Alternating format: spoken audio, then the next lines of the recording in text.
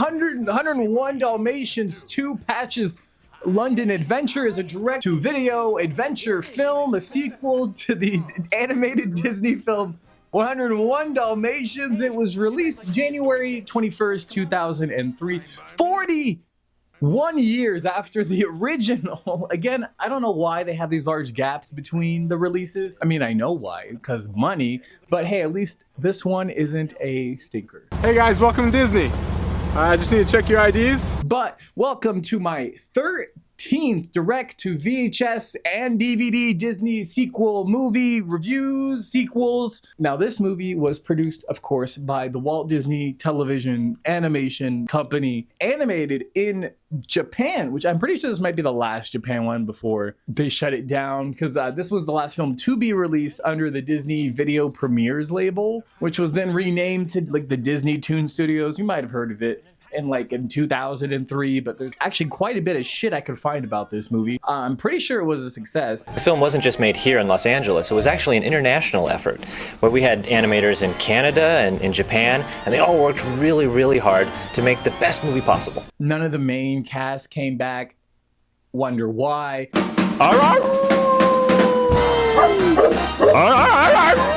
Somebody want to let him out? But I found a lot of behind the scenes stuff in this, and it's a crime not to show you the hilarity of it. A pitch is when we put the storyboard up on the wall and we get everybody into a room and we sort of like act out the whole sequence. Patch is terrified, but all the other puppies are like having a good time, like roller coaster. Yay! Hey, pay attention. This is the good part. This basically is another sequel movie where the main cast, has a kid, 99 to be exact, and it centers around one lonely dog named Patch. Like, I guess he got patches or something.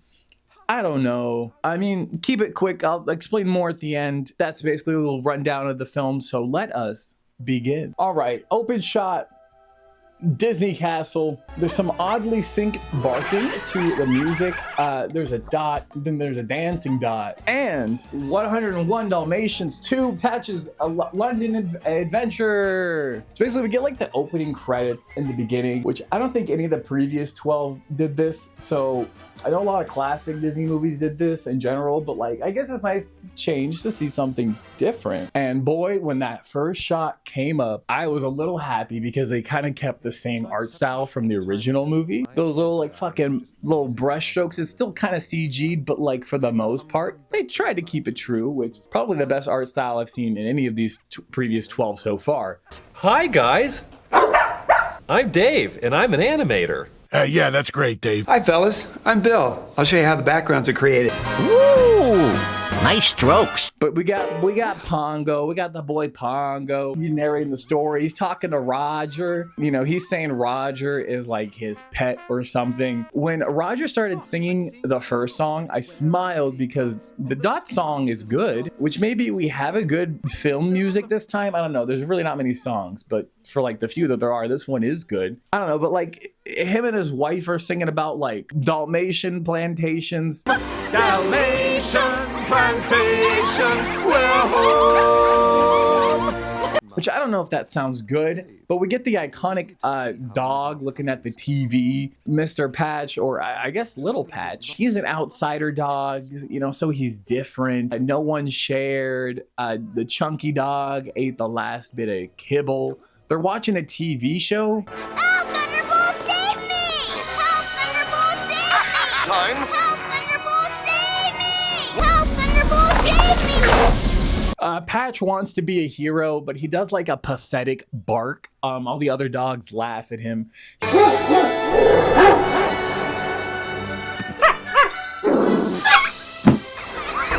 He wants to be a one-of-a-kind or something. It's time for bed. Patch catches a commercial about Thunderbolt being in London, but now he has to see him. So Dad says tomorrow is moving day, so motherfucker can't see him. But next scene, look who's back. Carolyn Devil she's struggling. She's had some hard times. She can't even get a mitten from a store. Her car is, I guess, still busted or something. Shout out to like her radio starting meme, kicking the radio, playing her song. I didn't know her song was canon in the films. Like who sang it and why is it on the radio? Did I miss something from the last movie? So as she's like walking down the street, she she catches a single black dot. Got her attention. She goes to stare at it, and we get a new character. I introduced to y'all Martin Short as Lars or something like that. I have found spotted perfection. I'm just gonna refer to him, but probably as Martin Short. He is the, I guess, the museum artist guy. I don't know why, but I get like I don't know if you guys know, like a John Lennon first meeting Yoko Ono vibes from this scene. And he showed her room full of spots. She freaks out. He basically falls in love with her. Someone understands his art or something. She asks him to make a piece for her to ease her pain, her pent-up pain of no dogs. He agrees. Next scene, dogs are asleep. Patch can't sleep.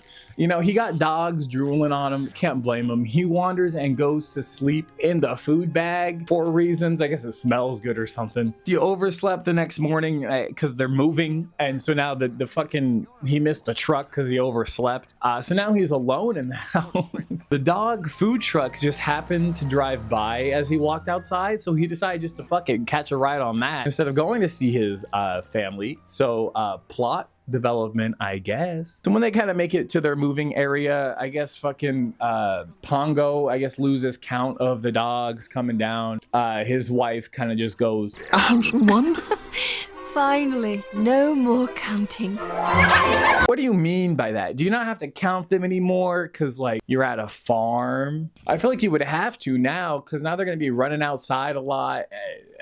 Not so good. I don't know. Next scene, Patch runs into Thunderbolt and his sidekick, Lightning. Lightning thinks some girl dogs are hitting on him, but oop, no, only Thunderbolt.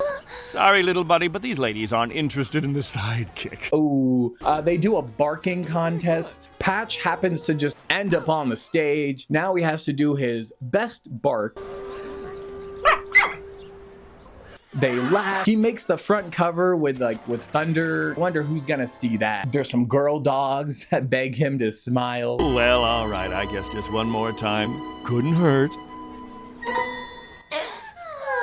So in their trailer, Lightning comes in to break the news to Thunderbolt that he's gonna die in the next episode. Not like in real life, but like in the show. So clear that up. He's excited because he thinks that's cool, but then he realizes that means he's gonna be written out of the show and replaced later. So he kind of freaks out a little bit. He decides to go out and do some heroic shit that will probably, hopefully keep him on the show. I don't know, dog thoughts. I don't know what's happening here. Patch just so happens to be walking outside the trailer as he leaves. He screams, Hi, Thunderbolt! Oh, I'm sorry. He's his biggest fan. They kind of talk for a bit. I don't know. This movie gave me like early concepts for like the movie Bolt. Do you guys remember that movie? Because the dog is an actor, right? But this dog knows he's an actor and he can only focus on kind of telling the best script. And then there's like the outsider kind of parts, like a sidekick that kind of tries to help get their life back on track or find their way back home. Scenarios. I don't know. Maybe it's just me. I'll add on to it a little bit later. Anyways, he's impressed. He knows the show very well. There's a cat in the tree and he launches himself to save it and I think just kills it.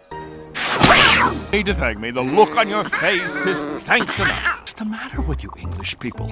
Are you all having tea? Then Patch says, Just like on the telly. That's cute. Next scene, back to Corella and Martin Short, which was a great cast, by the way. He commissioned a piece for her and it's just not up to her standard. You know, he's madly in debt, like in love with her. I shall not stop until the fires of your craving have been quenched. You got Patch and Thunder doing some antics around the town, like messing up a wedding, you know, attacking a guy, washing his clothes, taking off the royal guard's hair. There's basically a montage here of Corella and Martin and the dog just kind of fucking around. He just can't make the right amount of dogs to satisfy her. The dogs say, sheesh. The next scene, the show guys are freaking out because they can't find their star. Little Lightning slides a poster of him and like like the big boss is like, all right, he can be the star, I guess. And then you find out fucking Lightning was behind it the whole goddamn time. You know, he lied to Thunder so he can be in the spotlight. How dare he? How dare he? Back with the devil, she's looking for a dog to sacrifice for art, and she found out that the Dalmatians have moved away. Oh, that newspaper from earlier, how convenient. And what's on the front cover? Oh, she immediately recognizes Patch the second she pulls the paper out. I know you. This is delicious. So now she wants to kill him, but for art. Next scene, they walk around, catching up on their lives, just kind of bonding, you know, character development, charm, which this movie has a lot of. You know, fast forward, eventually the newspaper lands in front of Roger when he's at his farm, and he sees little old Patch still in London, and they freak out, immediately go out to get him, which makes me wonder, right? Like, there's 101 of them, right? And like, they've been at this farm, let's say, for a while, and you're telling me none of the other dogs noticed Patch was gone? Did he not have any friends, like, or even like a close one to where maybe they realized they couldn't find him? I just feel like it's impossible for Patch not to have be friends with one of those 101 dogs. At least one close friend. I don't know, unless genuinely no one likes him and he really is just the outsider, which I will just give it the benefit of the doubt here. Yeah, the important thing now is that we find him before Cruella de Vil does. How do they know she's looking for him also? Like, I'm getting a lot of questions here. The next scene, we got the robbers from the first movie in jail. Remember those guys? They're getting bailed out by the devil. So glad that they're back. She makes one of them dress up as a lady to get the dog catcher's attention. Then they take his car. We find the dogs on the farm location. So they end up like driving to like the farm where the dogs are. By the way, the newspaper had the caller address from Patch of where they lived. That's how she knew, in case you were just like, how did she know where he lived? So they start playing like the fucking Thunderbolt theme song or like the Kibble theme song, some theme song for a show the dogs like. I don't know how they know they liked it. They catch all the doggies because they start going towards it. The maid finds them, chases them down with a pan. She slaps them, rides a pigs, normal stuff here. Basically, they tie her up. They hang her in the well. A little fucked up. Next scene, they bring all the dogs in for Cruella and Friend as inspiration. You know, he finds them adorable. You know, he goes, shit, you want me to paint them? And honestly, Cruella says the most fucked up, evil, cruel shit here. I don't want you to make art of the puppies. I want you to make art with the puppies. Use their coats as canvases. Create a masterpiece in a new medium. She actually might be the most twisted villain yet. Martin Short says, how could you do such a thing to the cute little puppies? Poison them, drown them. Bash them in the head. I may be eccentric, but I am not a sicko! He's not a sicko. She ties him up. She can do it herself. There's a lady walking her dog down the street, and that dog happens to hear the Dalmatians barking for help. And then we get one of those like chain reaction scenes where the dog barks to each other, you know, until the word kind of gets across town to eventually to Patch and Thunder. So just kind of rip that from the first movie. They hear the news, the full news. Usually, you know, these things get lost in translation, you know, when it goes to like 100 different dogs barking. But I guess they got all the details, exact location, fucking timestamps, everything through the dog barks across town. Now they got to go save them. So eventually that news gets around, and I guess it also happened to get to Lightning. Thunder is going to save the doggies. So now he's stressing and he has to go find him. Kidnapped? And he does. Immediately, like the next scene, 3 of them spy on bad guys. They kind of jump in, start barking. They get captured immediately. So when they're kind of locked up, Lightning kind of confesses to Patch that he's that Thunderbolt's also kind of bad. I don't know. He does some twisted shit like he's a fraud stuff to Patch. He runs away to go take a spot on the TV show. They have a depressing conversation about him being an actor, and now everyone is sad. Like a little bit later, Patch is talking to one of his siblings, not sure which one it is, about the TV show, and one of them brings up episode 18. So Patch has like a revelation, and he goes, Episode 18! So don't question what happened in episode 18. That's the same disguise you used in episode 18. The hooligans find out that they escape, so they hide from them. Cruella finds out right after, so she's like, I'll go look for them instead. They escape by bouncing off out of the building, which is like a cute scene. All the dogs escape. Patch is, of course, the last one, and Of course. So we get a fun little chase scene in the room, and he makes it out. Thunderbolt just kind of eyes down Martin Short, tied up. So maybe he frees him. I don't know. They escape on a bus. Of course, Patch is the one driving it. He's well seasoned in this stuff. He probably learned from the TV show, if I'm honest. I don't know, probably episode 69. He's pretty good for a dog, is what I'm trying to say. Well, Corella, of course, is right behind them. She even stands on the car. She's determined. She catches one of them. Then we get like a hard cut to the TV show being filmed with lightning, and the cars just crash into the set. Also, the way that they're speeding down the street, not really like hitting a single thing, I think is a work of art in itself. Eventually, we're face to face with Patch and Corella. He basically, the way he defeats her is he kind of looks at her as the villain of the TV show. He kind of gets the best of her. He kind of lassos her with like her scarf or something. They luckily end up flying back into the bus. They hit a curb or something. They end up to manage to stop the bus right it's about to crash. Work of miracles here. Also, Patch go to hold them off. And like again with like the Bolt parallel stuff. He does that bark thing where like it doesn't work the first time, but then when he does it a second time, it's like a powerful bark.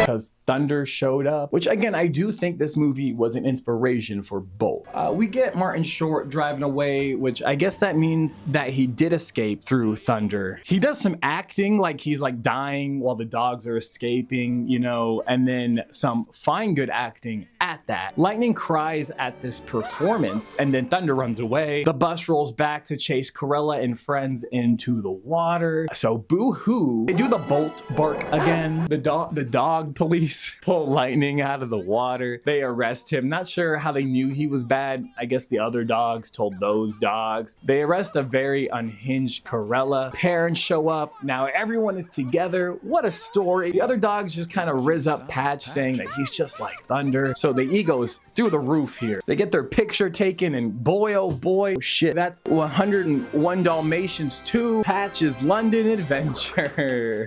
I really like this one, y'all. We have a good movie. Oh my god. There's even like a post-credit scene, which is like the first of these sequel movies where it's like the TV show and all the Dalmatians are in it and chasing the robber down and the end again. I really like this movie, guys. I won like best director, best editing, best musical score.